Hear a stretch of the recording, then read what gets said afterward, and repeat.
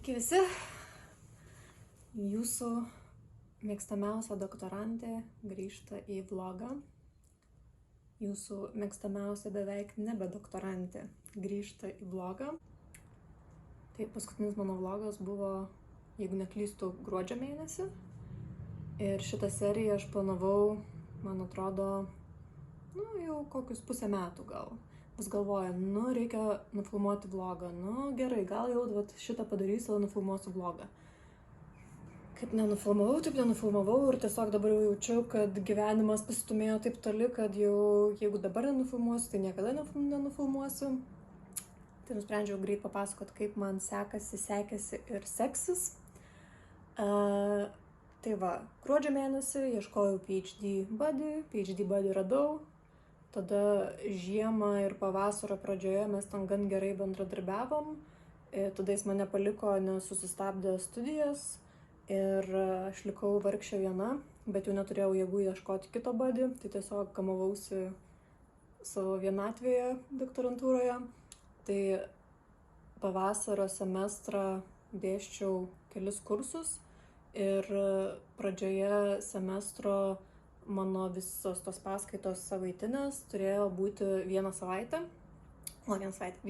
dieną per savaitę, bet tada studentų prašymų aš perkeliau vieną paskaitą į kitą dieną, tai gavosi taip, kad man iš vienos dienos pasidarė 2 dienos ir tik tai 3 liko jau tam disertacijos rašymui, kas buvo gerokai per mažai. Ir tada studentai nevaikščiojo į tą mano perkeltą paskaitą ir aš tada ant jų labai pykau, bet aišku, neturėjau teisės kažko sakyti, tai tiesiog pykau ir pasidėjau savo varnelę, kad niekada neperkelinėti paskaitų, kad visiems būtų patogu, nes vis tiek jie į tas paskaitas nevaikščios. Tai ačiū Jums, studentai, už šitą išmoktą pamoką.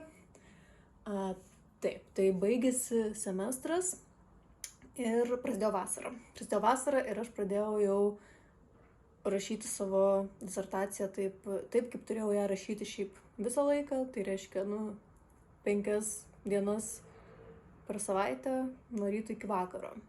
Žodžiu, spoiler alert, disertaciją aš parašiau, jinai jau priduota, perskaityta kažkieno, bet esmė yra ta, kad, žodžiu, visą vasarą aš rašiau tą disertaciją ir ko galbūt aš neįvertinau, aš kažkaip įsivaizdavau, kad aš atsisėsiu ir aš rašysiu tą disertaciją ir man tiesiog rašysis. Bet aš kokį pusę laiko, kurį sėdėdavau prie disertacijos, aš tiesiog bandydavau save priversti rašyti. Tai ne tai, kad buvo labai sunku rašyti, bet buvo labai sunku prisiversti rašyti. Bet vėlgi, viskas gerai, kas gerai baigėsi. Pasirodo, kad disertacija pasirašo tokiu labai aiškiu būdu, rašymo būdu. Tiesiog sėdi, dirbi, rašai, padarai. Žodžiu, disertaciją aš pabaigiau rugpjūčio 20 dieną. tą dieną ten ir išsiunčiau tvirtinimams visiems, skaitimui. Ir tada turėjau savaitę atostogų. Ir po savaitės atostogų man prasidėjo darbas universitete. Labai intensyvus. Tai jaučiuosi taip labai keistai, perėjus iš to rašymo į dėstymą ir visiškai nepailsėjusi. Bet kartu, kai pabaigiau rašyti, tai jaučiausi labai gerai ir vis dar jaučiuosi labai gerai. Ir šiandien buvo jau disertacijos svarstymas mano instituto skyriuje. Ir penktadienį bus disertacijos, net ne disertacijos, o doktorantūros 4 kurso atestacija Vilniaus universitete.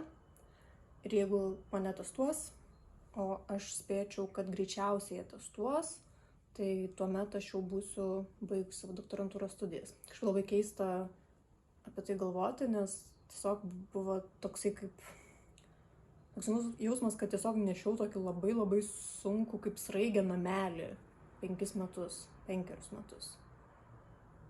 Tai dabar kažkaip pagalvojimas apie tai, kad jo nebebus, aišku, dar ten bus metai, per kuriuos reikia apsiginti disertaciją, tai dar bus daug darbo ir ten visokių popierių ir derinimų. Ir dar ten tą pačią disertaciją gal kažkiek reikės pataisyti. Bet šiaip, jau tiesiog matosi ta šviesa tunelio gale ir yra keista. Tai, ir dabar šiandien dar buvo tas mano disertacijos svarstymas skyriuje, kuris buvo nepaprastai malonus. Sulaukiau labai daug pagirimų, kažkaip net nesitikėjau, kad tai bus. Ne tai, kad aš ten įsivaizdavau, kad labai kritikuos, bet tiesiog, kažkaip neįtikėtinai pozityviai. Aš, kita vertus, dabar taip prieš posėdį, kadangi atėjau truputėlį anksčiau, tai taip įsijungiau tą tekstą, paskaičiau ir pagalvojau, kaip jisai atrodytų Gretai prieš 5 metus. Tai, gal ir visai išmokau kažkokių dalykų. Tai kol kas mano kelionė yra beveik pabaigta ir dabar jau jeigu ir padarysiu dar kokį doktorantūros vlogą, tai bus arba jeigu netestuos manęs, tada bus rentas, arba jau galbūt kai apsiginsiu, arba dar galbūt kažkada, kai galėsiu jau truputėlį pareflektuoti, kas vyko ir įvyko per tą doktorantūrą. Nes dabar tai, kadangi aš turiu tokį teigiamą psichologinį mechanizmą, kur aš nelabai gerai prisimenu sunkumus. Tai pavyzdžiui, dabar aš ten pasakoju apie tą savo, kaip aš neprisiverčiau rašyti disertacijos, nors ten tikrai buvo labai labai nemalonu ir aš kaip ir atsimenu tą laikotarpį kaip tokį labai nemalonu, bet kas ten konkrečiai buvo nemalonu, taip daugmaž yra išlikę, bet dėl to man blogai yra kalbėti apie dalykus retrospektyviai, nes jie man kažkaip atrodo tiesiog, gerai, tai čia buvo sunku, įveikiau, baigėsi, laba diena, šiandien yra taip ir taip. Bet gal dar ką nors ir papasakosiu, jeigu susigulės viskas ir turėsiu minčių. Nes kol kas tai darbas yra wow, yra labai sunku. Tai ačiū, kad žiūrėjot. Jeigu turit klausimų, galite paklausti komentare. Jeigu neturit klausimų, galite padėti laiką. Šiandien man tokia laikų diena, kadangi gavau daug pozityvių atsiliepimų. Tai